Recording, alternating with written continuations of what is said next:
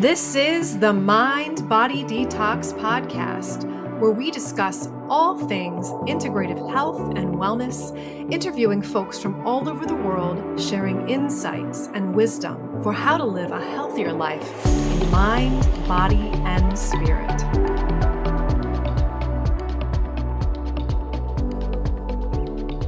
Welcome back, everyone, to the Mind Body Detox Podcast. I'm your host, Mind Body Medium Kara Lovehart, and today's topic is sustainable nutrition, and we're going to talk about functional beverages. And our guest today, we have the pleasure of speaking with Dr. Angela Zeng, and she is the founder of Karviva Beverages.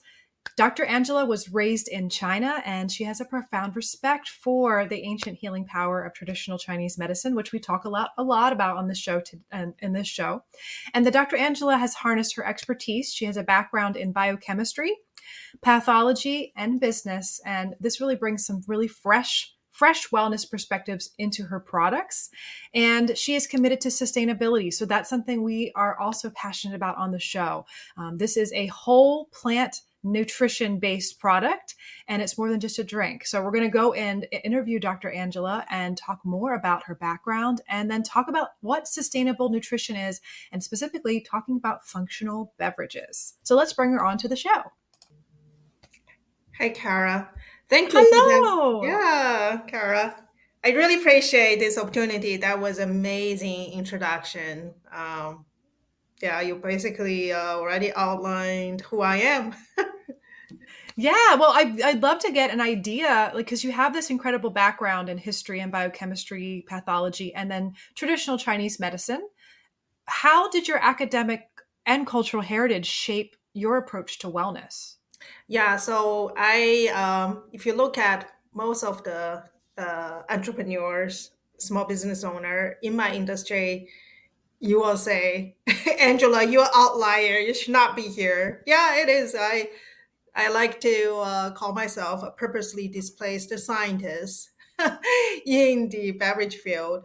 So for me, it's like people always ask you why did you start this, right? You were in medical research, you were in business development in pharmaceutical, all those fields are pretty high tech, very high trendy kind of field instead of making a drink.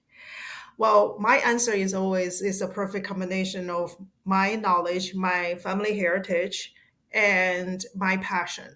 So for me, I inherit this vast amount of knowledge, not just from my deep family roots in traditional Chinese medicine.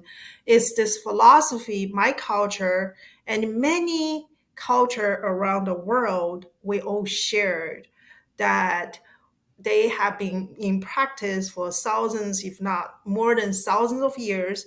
But because now these days we got so many other options, especially given the fast advancement of technology, I think people kind of forget about, or not some for some people, they recognize the benefit, but it's just, when you're in front of your screen or you want that convenience, you basically put that practice aside.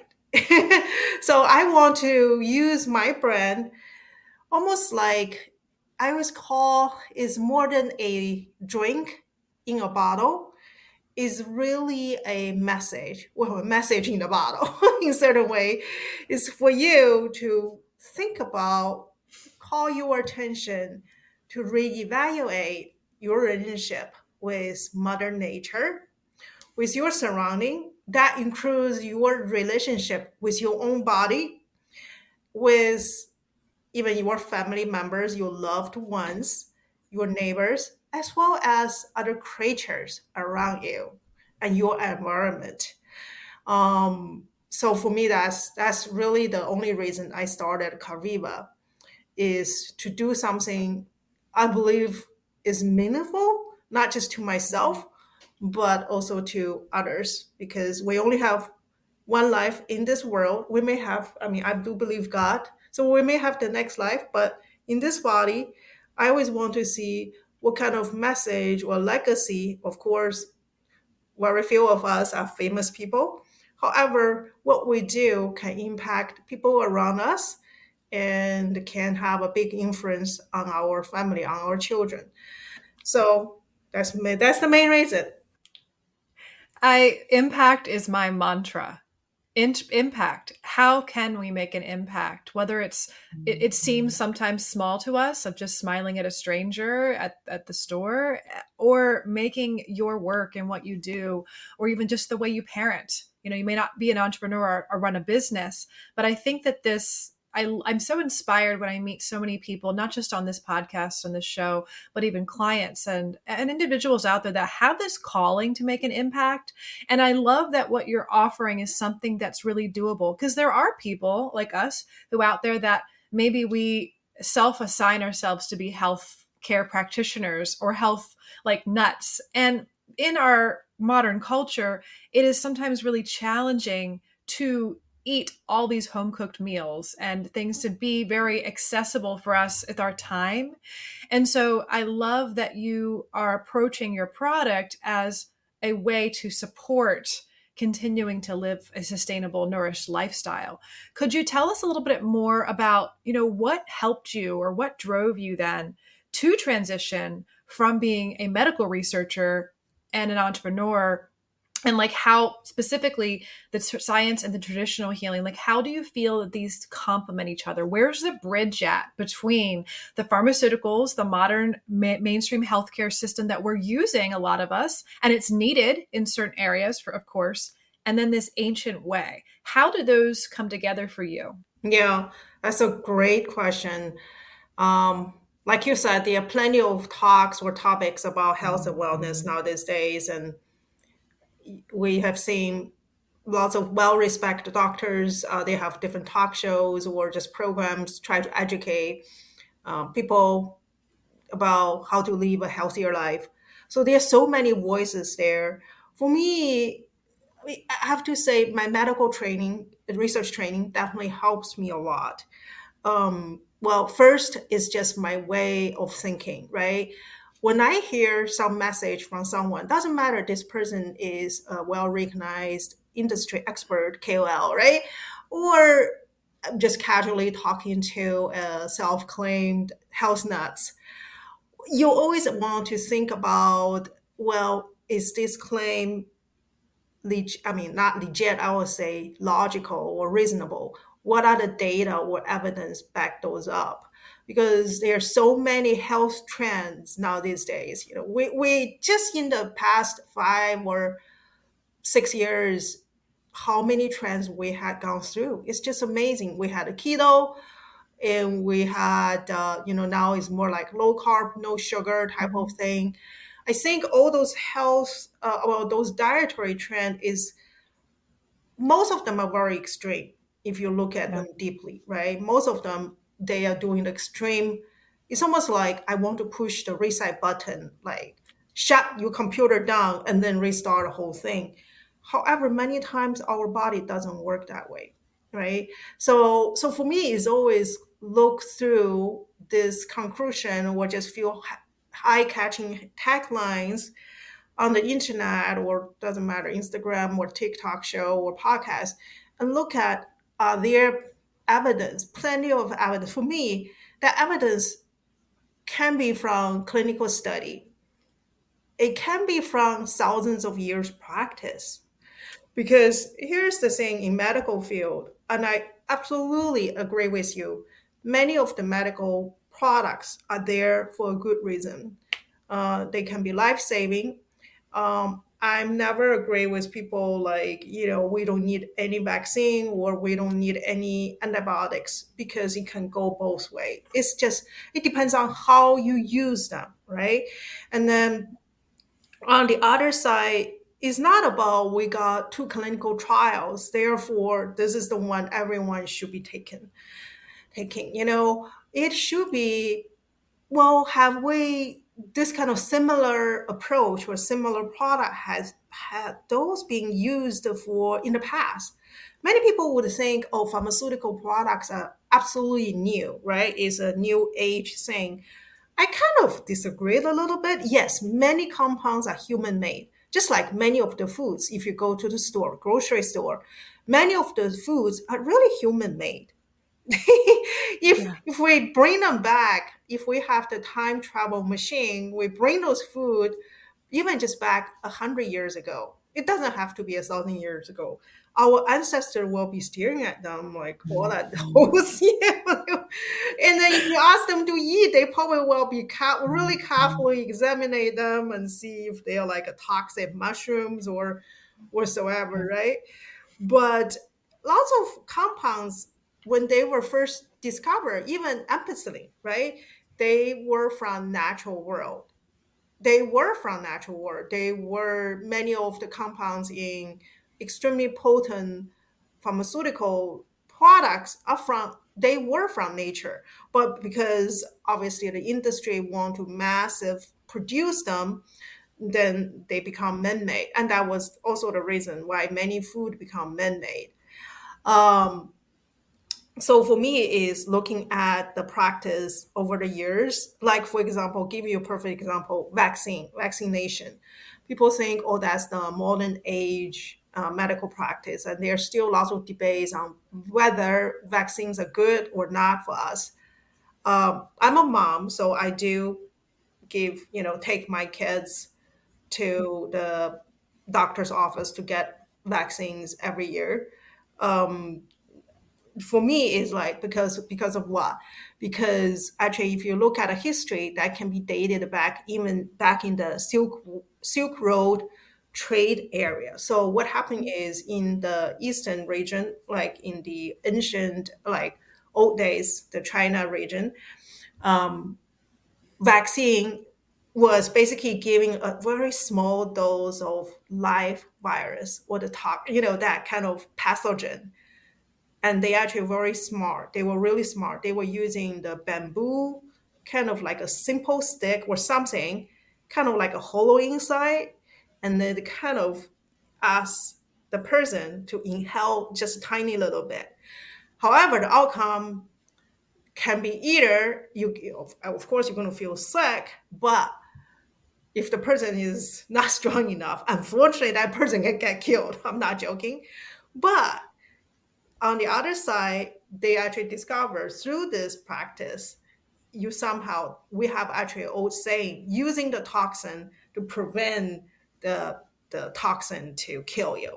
So it sounds like, like, what are you talking about? So basically that's they already know using the small dose of live virus and whatever the pathogen, our body will develop this defense mechanism. So when you get this real exposure of the large dose, you won't be killed. So that's through the Silk Road trade that practice got into the European region and actually became a really popular practice among. I was reading a book, the royal families, that the high class people, right? Back in the old days, they could afford to get this kind of treatment to prevent them getting sick whenever there's a plot going on. But that's actually a perfect example. People don't realize many of the current practice they were rooted in this ancient wisdom. But for me, is always look at the current whatever saying, the trendy diet or the trendy health practice circulating on the market, on the social media, whether it has any lags. For me, it's Yeah. not about, you can see in the medical pharmaceutical field, there are plenty of example, clinical trial were done and then later on realized they were false. I can just tell you two examples. First one is soybean, right? The soybean dilemma, the hostile or the thing against soybean was because the clinical trial is saying it contains this plant-based estrogen, therefore is going to make, for some consumer they didn't understand what exactly that means. They would say, oh, well, that make boy into girls, which is obviously there was no scientific data to support that. But people can take the headline, interpret however the way they like, and then people and then lots of even medical doctor would tell their patient if they have breast cancer or they have the breast cancer family history to avoid any soy product. I think there's still many people in the market believe that. But on the other hand, when I first heard about that, I was like, that's kind of really strange, right? Because in our culture, we've been consuming soy product. Of course, back then there was no GMO or pesticide treated soybean. Everything is like organic in the current standard. We know is really protective. And then later on, they actually discover, and now plenty of clinicians, especially breast cancer doctors, experts, encouraging their patient to take soy product because this protective impact. And the reason is if you look at how those trials, those studies were conducted, there are many holes inside. And same thing, even I think the recent one I heard is about the debate again coming out women, like hormone replacement therapy, whether that's truly bad for us or is needed. I'm in that age, menopause age, because for me, it's like, well, you have to view it wisely. Do you really need it? Of course, this is a natural process, and we have plenty of natural product can help us to cope with that. But for some people, it can be extremely painful because their underlying other condition. I always view it both way. So yeah, absolutely. My medical research background helps me a lot. So for my drinks, whenever I develop a new drink or the formulation we already have on the market, all of them are based on some ancient remedies I collect or kind of tweak around over the years. However, I do look at the nutritional or clinical research of the key functional ingredient, right? So, for example, our detox juice. Detox is always a really important thing in traditional Chinese medicine. It's not because, which is totally different than like the juice cleanser you see that around on the market now these days. I think the juice cleanser becomes really popular because people want to lose weight. So basically, that's the equivalent of a low calorie diet. It's force your body to shed a good amount of weight within short amount of time, because you're just putting yourself under worry, like a huge calorie deficit, which I kind of feel worrisome. We have people asking us, how should I use a detox juice? I'm like, you should use this when you still enjoying your regular meal. I'm not saying you should only drink this juice and skip all your real food. Of course, when you do detox, you're still, eating lots of junk food. That doesn't work. But however, our ancestors through years and years of practice know there's so many pathogens, foreign stuff around our environment, and that's part of who we are. So, but fortunately there are natural way, plenty of natural plants we can use to help our body to eliminate those toxins. And what's in Karviva detox juice. So I love mung beans. So mung beans has a very special place in the traditional Chinese, not just medicine. It's mainly used as a food, but with even medical uh, functionalities. So it actually cools our body down, and then it contains. So in the old days, it says it can be used for treat heat shock, some like getting whenever you get a cold or flu, the early phase. Isn't it high? Aren't they high? Are mung beans high in vitamin C? A great question. Yeah, mung bean. I use the sprouts. The sprouts is Oh, the amazing. sprouts, yes. Is the baby plants. So the sprouts is amazing because they condense all the nutrients from the seeds. Seeds is very nutrient dense because it has to come. It's basically like the fetus of a new plant. So it has any plants has basically store all the nutrition needed to support a new form of life. So when this new form life just started, it basically released all the active nutritions that was stored in that little tiny seeds. That's why I love sprouts. It doesn't matter, mung bean sprouts, broccoli sprouts. There's so many other, alfalfa sprout, so many sprouts you can, if you can do home sprouting, you should, you know, because it's packed with vitamins, vitamin C's. It depends on the particular plants you're looking at. They high in fiber.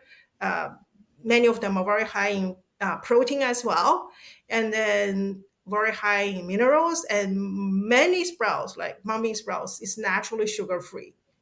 It's amazing. It just doesn't have sugar. I mean, it's basically you can eat a pound of it, and I mean, if someone is really on zero sugar diet, I don't even think that's possible. But you can chew on sprouts all day long if you want. Yeah, but it actually, the modern research, the clinical research show, and there's just not only one, there are plenty, show, try to understand why our ancestors use it to detox, right? Is that because it's boosting our liver function, or is it doing something else? So what it finds, it contains natural compounds. It actually chelates chemicals, especially like, for example, heavy metal, like mercury or whatever in our body.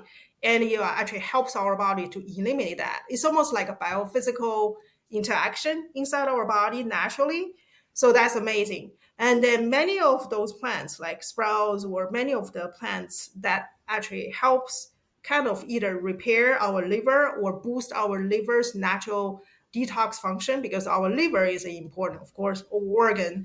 Most people understand that now. There are two phases in terms of how your liver eliminate chemicals. I personally believe it could be more complex than that, because we have, in our traditional Chinese medicine, we have the liver meridian, we have the lung meridian. Yeah, each season is matching to a different meridian season. Like the fall is the lung meridian season. It's fascinating, right? It's fascinating.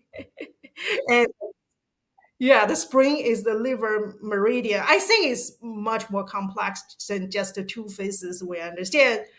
But for me, you have to combine the best from both worlds. Yes. Yes, when you look Yes. at health and wellness. I agree completely. So the Mind Body Detox program is based on working at like looking at sustainability in the way that we create a lifestyle, and not just being a quick cleanse or a quick juice detox, or because that's never sustainable. And I think giving people education, little bits and pieces that they can apply practically, and understanding how, I think knowledge is power. Because if you understand, okay, these are the foods, here's the medical research that supports this, but also here's the ancient nutritional value that all these different cultures around the world, whether it's traditional Chinese medicine or Ayurveda, there's so much wisdom there. And I think going back to what you're talking about with modern medicine, it's funny because we still will continue to learn things that we didn't know before, that the research shows this, but now 2 years later, wait a minute, we were wrong. Like, we used to have asbestos in buildings that's now considered toxic, and we used to eat and have lead paint and all these things, like have like back in the Egypt time, they had lead in their makeup, and like they were eating off of lead containers and platters, and you think about the how much that creates all these other issues. And I think in our this day and age too, since everybody's so diverse in their individual biochemistry, and whatever diet they're eating potentially is affecting the microbiome, and how does that affect their chemistry, and how they can receive or react to either a vaccine or a pharmaceutical, or what's their genetics and their detox pathways look like. So I feel like there's, the more you know, you don't know anything. And then you want to keep learning and being curious. And I think that the traditional Chinese medicine piece not only has the seasons and the meridians and the different organs associated.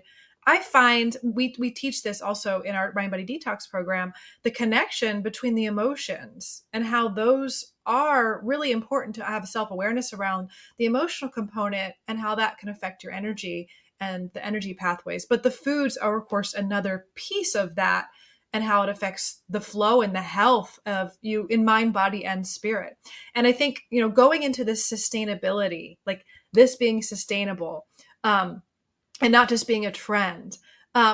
what is in your opinion, what is important to consider when someone is looking to choose a health product, um, that's for sustainability? Like what do we look for? What is the things that you would suggest? Yeah, that's a great question too. Sustainability, I think that term has been abused by the industry. Yeah. It becomes whenever there is a term, the industry feels like it's going to push up the sales. They kind of latch on that and just overuse it. It's like sustainably grow this, or environmental friendly. I think here's the thing: it's not just about measuring carbon footprint or carbon emission, those kind of things. Sustainability, well, in the traditional Chinese medicine, even though people say, oh, that's a medical practice or healing practice, however you want to call it, it's really a philosophy. Like you said, the practice believe every disease is caused by an emotion issue, right? So here's the thing: it's an unbalance of the emotion, like overjoy, like over happiness, too much. It's like you someone win the lottery, you hear, I mean, I think I heard the news in the past, like had a heart attack or whatever, or this extremely sadness can impact your lung health, and this extremely fear can impact your kidney health. Basically, it's not just your lung, that piece of organs. What they're talking about is the meridian. So the lung meridian is not only charge of your lung, it also goes, of course, into your sinus, your skin, right? Even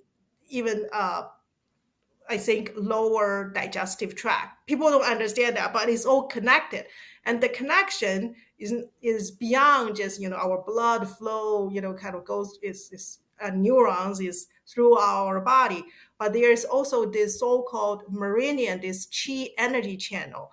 I think now people start to understand more of it. For example, our practice, acupuncture practice, if you have a headache, the most effective treatment point is actually on your foot. So we're like, what? But that's through this meridian, it's this channel thing. People, you cannot isolate yourself or isolate one part of your body from rest of body. And the other thing is this, the little things living inside our body. So back in the old days, our ancestors didn't understand microbiome, this kind of fancy terms. But what they do know in terms of Chinese traditional medicine is digestive system health is the number one thing, which makes lots of sense. It's the foundation of your health. Basically, it says the way to preserve life or the way to achieve longevity is to preserve your digestive energy, the digestive chi. That's also the reason we like to cook everything, because we want things to be safe and to be gentle on our digestive tract. On the other side, the most fascinating part is, like many of the herbal remedy, you can have one ingredient. I do that all the times. You prepare them different ways, whether you cook them, steam them, sun dry them, or cook them first and then sun dry them, then steam them or soak them. It will give you different therapeutic benefits. It's amazing. So what happened is not only through those natural process. So instead of using harsh chemicals to get the active compounds out, we use this natural process, cooking, exposed under the sunlight. It's basically doing many things. It's like kind of dry the water out, but also natural fermentation is going on at the same time. And because in the air there's plenty of yeast, all kinds of things will kind of get onto that things. Well, it's actually a fascinating topic. And then what it does is different compounds will have different impact on the bacteria, different strand of bacteria inside our body. So they know when you're not feeling well, for example, if you have a stomach issue versus you have a fever, we can give you a remedy. On the surface, you will say, this is the same thing. Last time I was having a digestive issue, and this time I'm having a headache, a cold, or whatever. Why you give me the same thing? But the ratio could be different. The way of that one or two herbs inside, how they kind of treat it can be very different. One could be like toasted, the other could be steamed. and they will give you totally different therapeutic benefits. And that's the reason our body is now one, like you said, everyone is different and it's constantly changing. And the interaction of those little bacteria in our body with our natural cells are constantly changing too. It's extremely complex. Yeah, absolutely. But it's so fun to learn it. I think I tell people you don't have to like absorb and remember all of this, but I think just the message that we constantly are putting out on the show with all the different guests is that we're all connected. Everything's interconnected. And the more we can have self-awareness about who we are, what we can have more self-awareness and consciousness in what we choose with what we put into our bodies, and then, when you have more of that awareness and that's your normal mode of operation of asking questions and curiosity, then you start paying attention to where did this product come from? Let me look at the website. Let me check out the person who owns this product or created this product. And like you said, with the trends and the doctors, you can't really put it past some doctors have this opportunity to have someone else create a beautiful product line for them, and maybe they don't have time to look at it, or maybe their standards from their background, their understanding and training is different than this maybe holistic viewpoint, that they maybe have just a different product that comes out of their brand, and it may not be in this philosophy of wholeness and sustainability, and that's okay because they just don't have the knowledge or wisdom, or at least the branding company that's making their product line for them to sell, to create more income for them to support their journey. I think it's, coming from a place of, it's not never a good, bad, better, right or wrong. It's just awareness of where that person is, what that company's doing, and looking at the ingredients, and then looking up. I find it funny. I laugh a lot because whenever I have a product that has some sort of label and it says, come to our website, I have cat litter sitting in my bathroom, and I was laughing this morning because it said, subscribe, become a subscriber. And of course, we want to subscribe to the cat litter company so they can send it to us directly. It's easier and it's better for the company. But I thought to myself, how often, and I'd love to hear in the chat for you guys listening, how often do you actually ever go look at the website or look at the Instagram or the Facebook or the profiles for these product lines? I just want to know. I think it's a curious question, but I do think that when we're wanting to become sustainable, it starts with self-awareness, and then understanding and asking more questions so we can continue to learn more. And as we learn, we might go, you know what? I think I like this better. This particular product or way of life is now better from where I'm at right now. So I love that we were talking about the gut microbiome, and I know that your product line supports that. I actually picked up your products years ago. I think it was a year ago. And then when I saw I was going to like have you on the show, I was like, let me go get some more. And I was at the grocery store and I had I think it was the mango one and the mango oats. Yeah. So I didn't see the detox one. I would have loved to try that. So I'm curious, let's talk about Karviva, and, what was your vision when you created the brand, and how did you integrate this concept of whole plant nutrition into your beverage line? So basically, that it goes back to what you were just talking about, sustainable. Sustainability is not about, like I said, it's not about carbon emission. It's about when you pick up a product, first thing you have to ask yourself, okay, I'm on this product or I'm on this diet. How long I can do this, right? If you're on a keto diet or low carb diet, can you do it for 1 month or 1 year or 5 years? And most people cannot stick with their diet for more than 2 weeks, I think, right? It's just like the New Year's resolution. If it is only 1 month or 2 weeks resolution, that's not a resolution. That's just I'm trying something new, see if that works for me or not. So sustainable is you want to find a way or lifestyle that you feel comfortable, that you enjoy, and that enjoyment can last for a long time. And then for me, and also using for a brand or manufacturer in order to make that product, right? We cannot just be like, that's the debate, heated debate, electron car versus the traditional gas driven car. But we have to think about, if I keep farming these things or use this ingredient, if everyone's doing this, how are we going to grow it? Do we have enough supply of it? So for me, it's like sprouts, no brainer, is really easy. You can do it at home. You can easy grow them. The yield extremely high and is very clean. Is naturally organic if you do it correctly. So that's very super sustainable. And then a royal berry, which is a super berry I absolutely love, which you can find abundant of them in Midwest. They're kind of considered as weeds because they grow so well. They don't need pesticides. They don't need fertilizers. They just grow really well. Birds love them. The What was the little berry? aronia berry, also called chokeberry. Ooh, okay.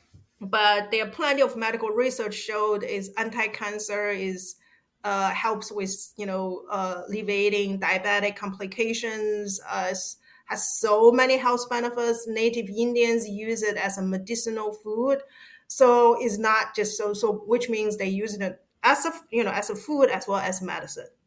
So those kind of ingredients are the one I love to use. And the other thing is always understand where the ingredients are coming from. I give you a perfect example, like you mentioned about this goji mango drink, right? The goji berry, the most potent, I mean, the best high quality one, however you call it, but in the traditional Chinese medicine, the one that we like to use in the remedies are the one from a very particular region in northwestern part of China. And you will say, why?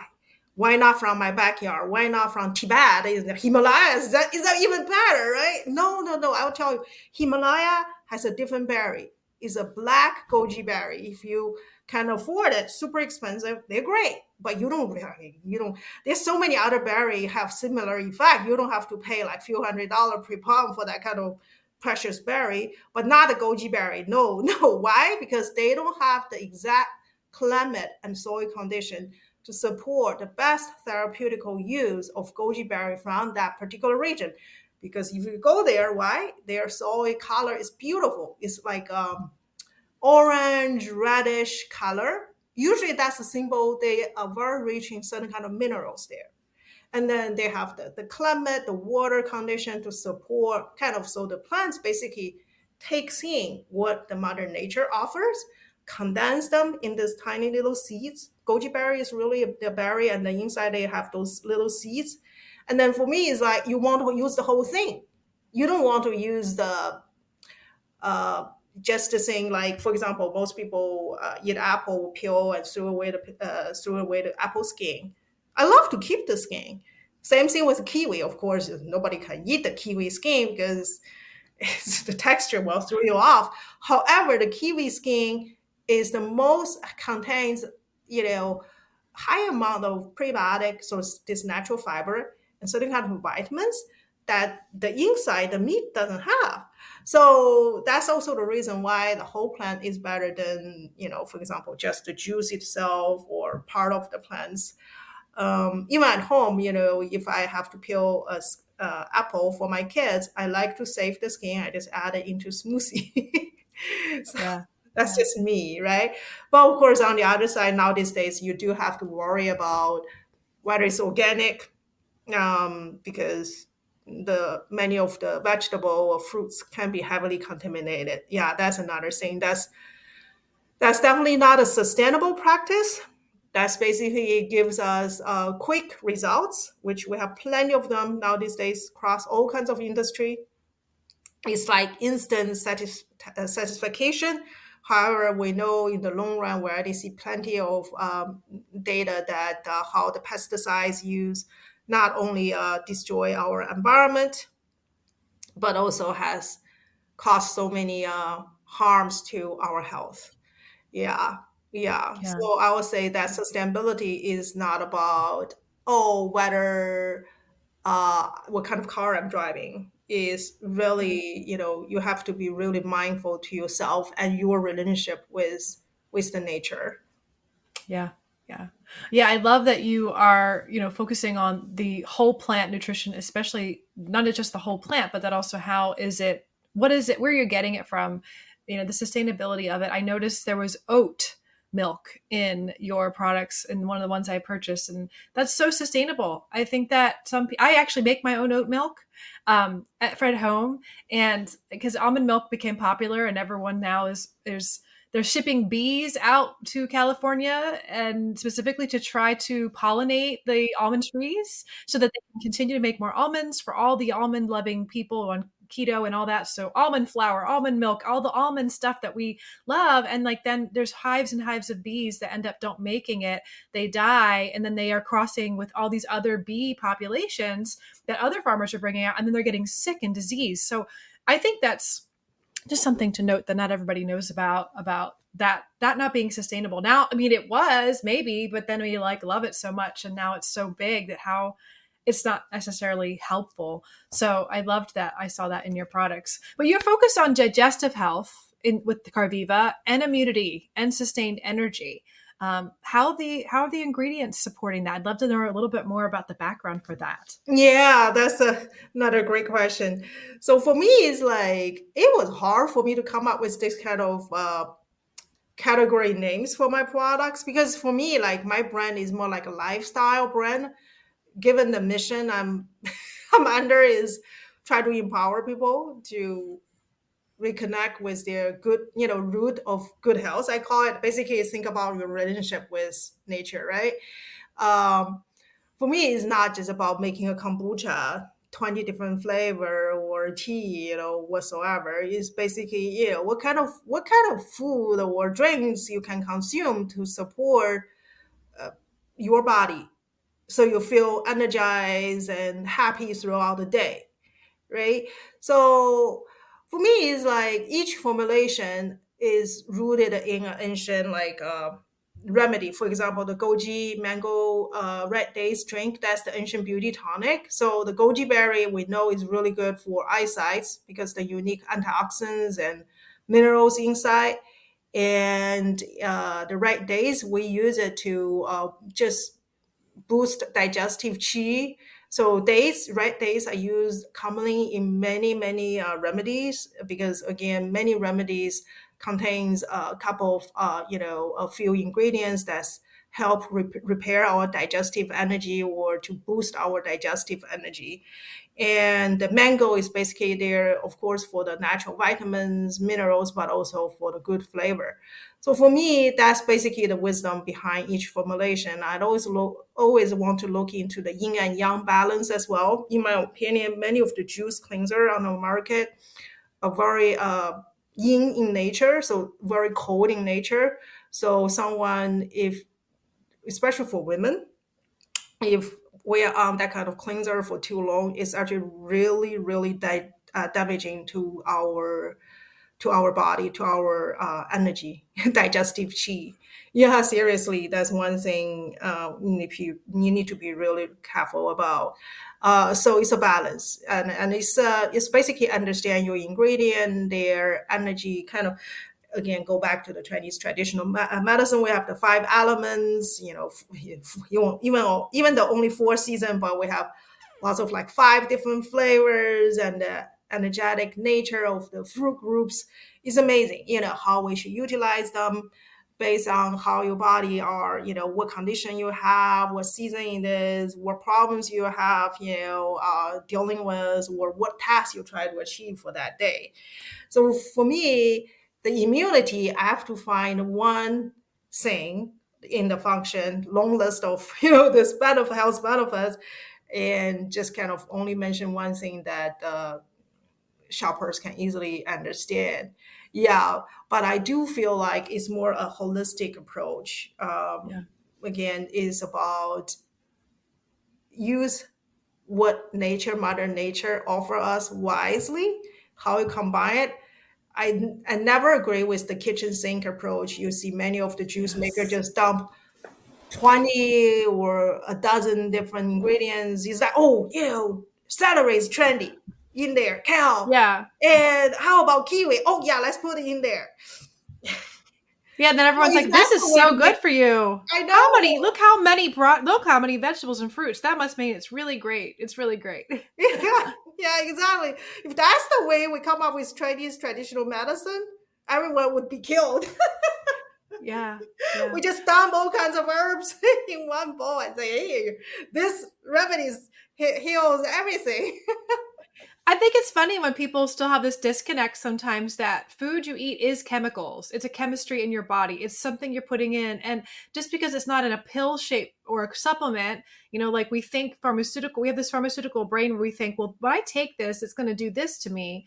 We don't think when I eat this apple, it's going to do this to me because it still is chemical. It's biochemistry. And when you're eating a food or multiple foods or drinks, it's it's going to be a different effect than what the pill or the supplement you're taking, but it's still you're putting something in. There's some sort of disconnect we have that doesn't really register that food or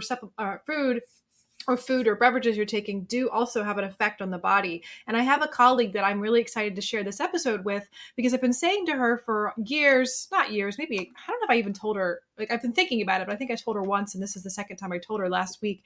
She gets a lot of digestive issues. I know she has some like celiac disease and other things, but she's very yin in her energy. She's very soft. She's very watery. She's very, just really calm. And I said to her, I think you don't have enough fire chi like going on. And you're always getting these, I got food poisoning now, or I'm having a digestive thing, I'm having upset. And she has just so much water elements, if you want to, call that. And I said to her that, and I think she might listen to someone else. I'll share this episode with her because I feel like, that would just be so helpful. But these are all things that we don't usually talk about in modern medicine. We don't have the awareness until we start to understand by seeing a traditional Chinese medicine provider. Like we can start to understand our own energy signature and what we need as an individual. So I think that's really, really important. And I love that. Wanted to comment on what you said about when you have to label your products for marketing. I'm sure it's really challenging because I understand that from a holistic approach with our Mind Body Detox program. When I've been marketing it, there's a program we've had for 11 years, and I would sit there and go, well, when someone asks me, what does it do? Or what can the program help you with? There's such a long list of things that it's like, because it's truly holistic in nature. And that's still a paradigm that people don't understand. Like, well, how can it help me with my physical body pain and my mental health, increase my mood? How can it help my body lose weight? You mean I can lose weight on this too? And I'm like, yes, because it's a full spectrum approach. And I think that has been the most challenging thing for me as far as marketing, because you have to put one or two words that people go, oh yeah, I want that. And that just the very nature of marketing health products in general is so backwards because of this model of sustainability and whole person care. I will mention that it's challenging. So if you want to speak to anything on that as a business owner, a wellness entrepreneur, like how, what else do you do other than this is in general, but you're saying there's a long list of other things it can do too. So you can speak on that if you'd like, because it's been challenging for me. Yeah, it's always hard because the marketing message, they want you to be really super focused, Yes. concise. The holistic wellness, just like you said, we look at everything as a whole. We don't just take one part out. Oh, only immunity is important. Only digestive health is important. That just it's very against, because for me, I still don't like those kind of for me it's artificial grouping, right? But I can only emphasize one, and that is easy for people to understand given they only have like maybe millisecond. Nowadays days attention span is getting shorter and shorter.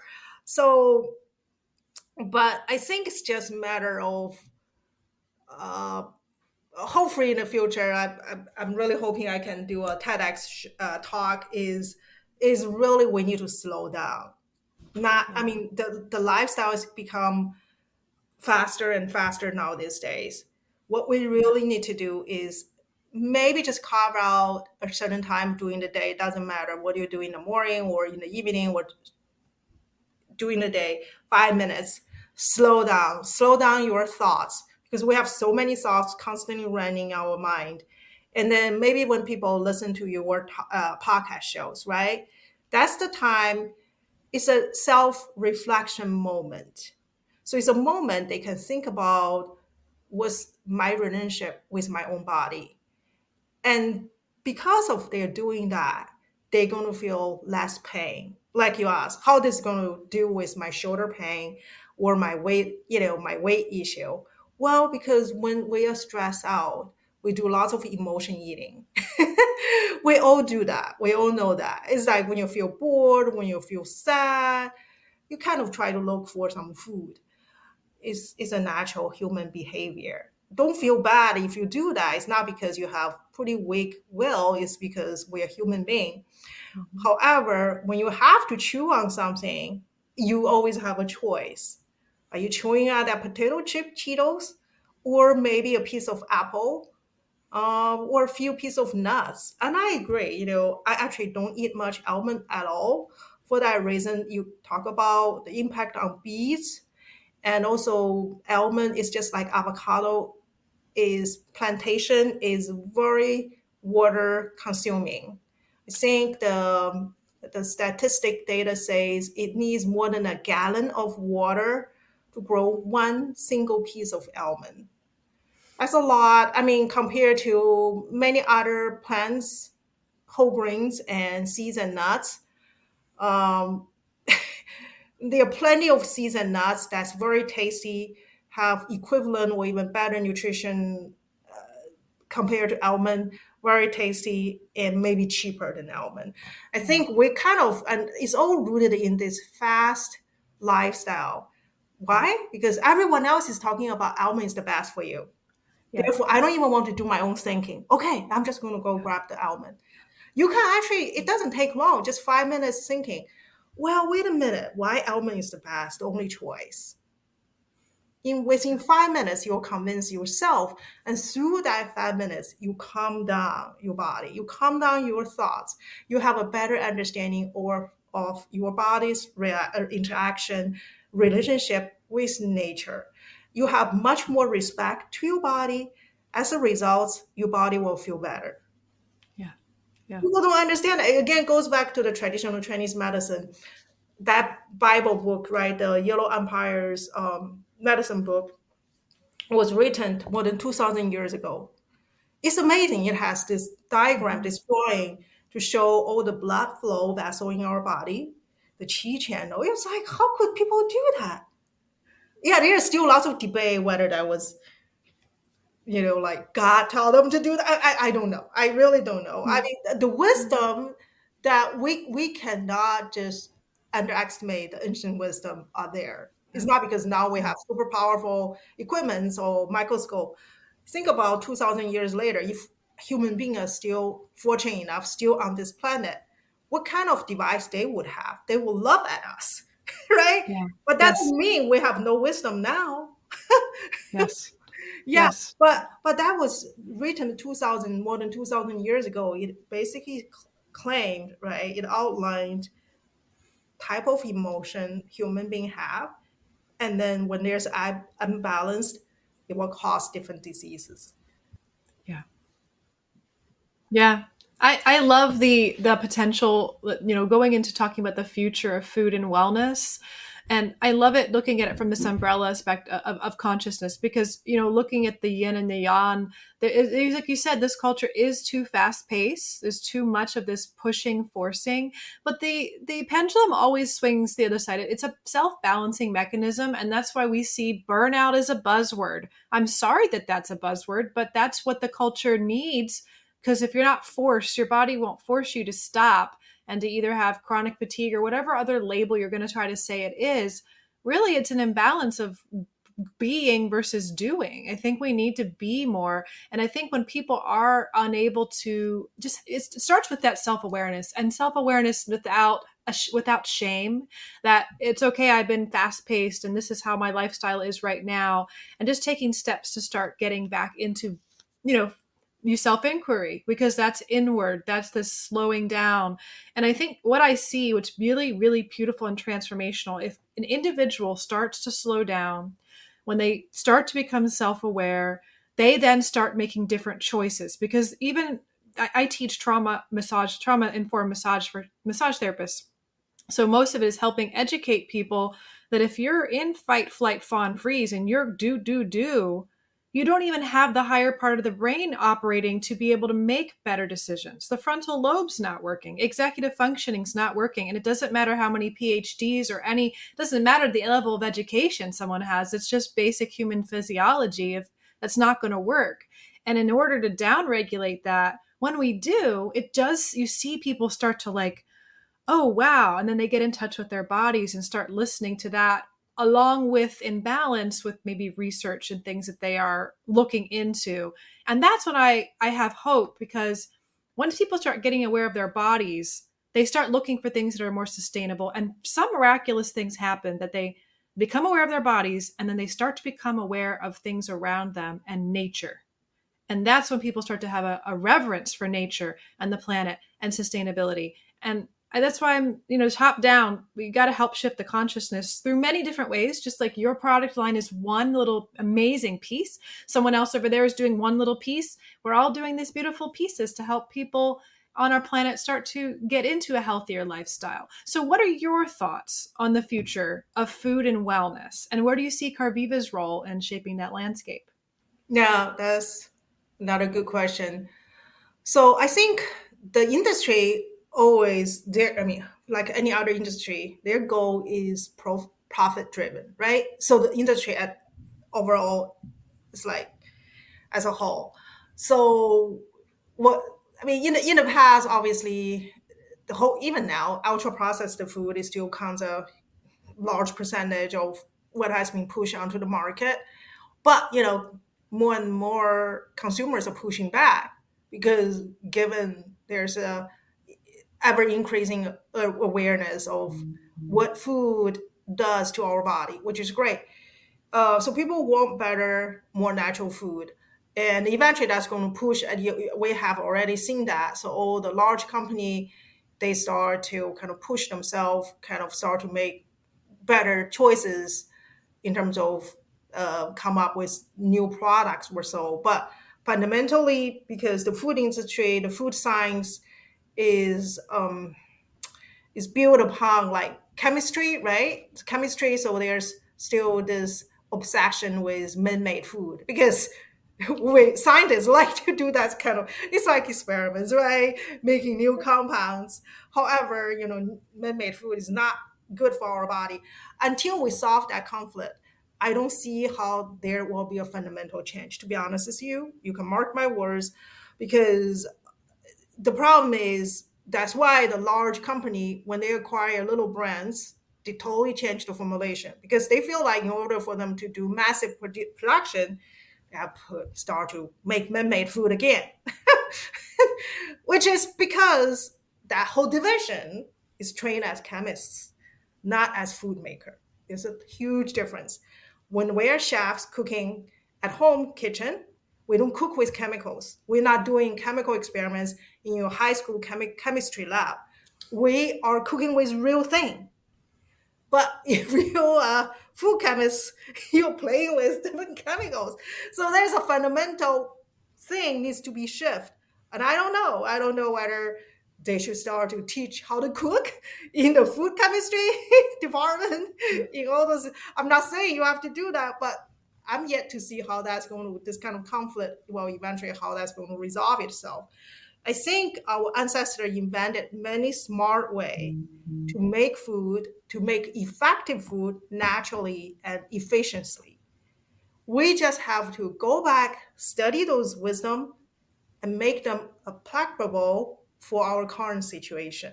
Like I mentioned, we have so many ways to preserve or not preserve, but can trade our herbs, food ingredients to take out the active ingredient, right? Right now, the industry just use harsh chemicals, use all those things to take out an active ingredient that's also, or kind of man-made them.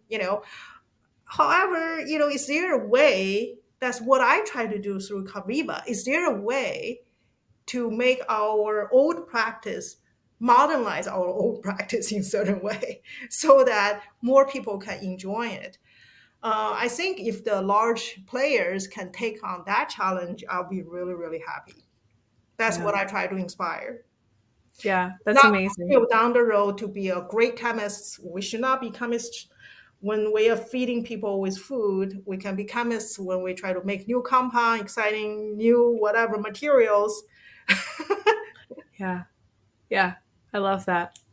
Well, is there anything else you want to share with us before I go into the two final questions I have for every guest? Uh, no, I mean, I can spend days to talk about, I'm sure you do. The traditional Chinese medicine is just fascinating. Yeah, there's Yeah. so many to talk about.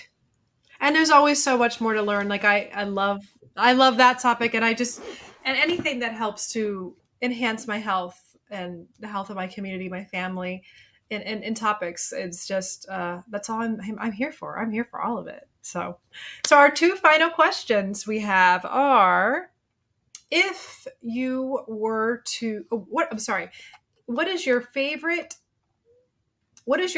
product, wellness topic, or self-care indulgence at this time? I actually love to hear. That's a great question. I like to hear a whole range of topics. That's my biggest issue. I follow so many podcasts. I mean, from the time I wake up in the morning, I start to listen to. My kids always joke about what podcast you're listening now. Cover a whole range of it, but it's really my understanding of how the modern society are practicing or utilizing particular this kind of like what you're doing, right? This mind body connection. To me, that's the thing always fascinated me, like meditation, the evidence how meditation works, not just, it calms our busy, brain kind of, or mind, slows down our crazy running mind, but also what it does do to our cardiovascular system, respiratory system, even our digestive tract, all those things. I like to listen to the new research finding on it. There's always something new, and also I like to listen to, constantly update myself with the new research study. I think there's a couple of months ago I read some new research study on the low carb diet. Is that really good for people? All those things, just to catch up with, are there new evidence coming out to support the claims on the market? And also we'll try to understand, people's where people's mentality or mindset are. It's really hard to follow. It's almost like the joke is like you can never figure out the trend on TikTok because it can change from 1 hour to another hour.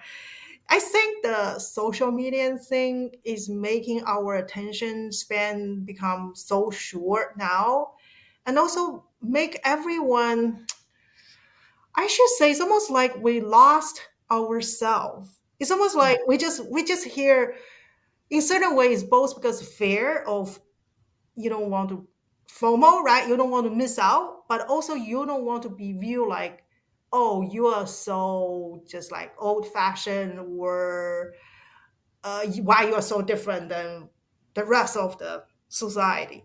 So we want to be the same as whatever is trendy, which to me is doing tons of damaging to not Yeah. just the young kids, the young generation, to the teenagers. That's the main reason for them to have this crazy percentage of depression prevalence Yeah. rate. Yeah. Or even for adults, is this constantly self doubts. Yeah. When you ask yourself, who am I? A simple question now these days becomes so much harder because you don't, whenever you look at your social media, you get lost. It's like, oh, she looks so great. How come I cannot be like that? Yeah. Yeah.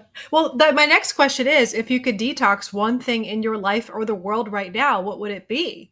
I'm curious if it's that aspect of losing ourselves in social media Yes, for you. absolutely. Because Yeah. well, I have, because of my work, I have to check my social media a couple times a day. And I do have to say, I sometimes I get hooked. I would say 5 minutes only. Then an hour passed. I'm still on it. I'm like, oh my gosh, Yes. this is way too much. It's like this Yes. thing. You're just like, oh yeah, this looks interesting. Am I finding some new trend? Whatever the new things are. But they're really good at hook us and don't want us to leave that fake world. Right? We just Yeah. Master planners with that. And I think that's where, even if you have a pretty strong will with all the other things in your life, that's why my whole process, the podcast, Mind Body Detox, but in general the program too, like, this is the theme. What is it that's our crutch? What is it that's our escape? What is it that's distracting us from being with ourselves, being with our family, connecting to who we are, living a healthy lifestyle, living a happy life? And it's always something different for everybody. It might be sugar for one person. It might be shopping, might be hooking and scrolling on social media. But all of these things are ways that we avoid, like you said, we emotionally stuff, and maybe we eat to block those emotions instead of just really being and processing. And so I'm really grateful to continue to offer more insights, education, information from guests like you on different ways that we can, little by little, learn to become more aware with how we're treating ourselves and our body. And so I'm grateful for you to be here with us today. Thank you for taking your time to come on to the show. No, thank you for the opportunity. Absolutely. Well, thank you guys again, as always, for listening, and be well until next time, my friends. Bye. Thank you for listening to the Mind Body Detox Podcast. If you loved this podcast, share it with others and leave us a review. Your reviews help us more than you know and supports us continuing to make episodes and being heard from all over the world. You can also follow the link in our show notes to submit a topic that you would like to hear on the show.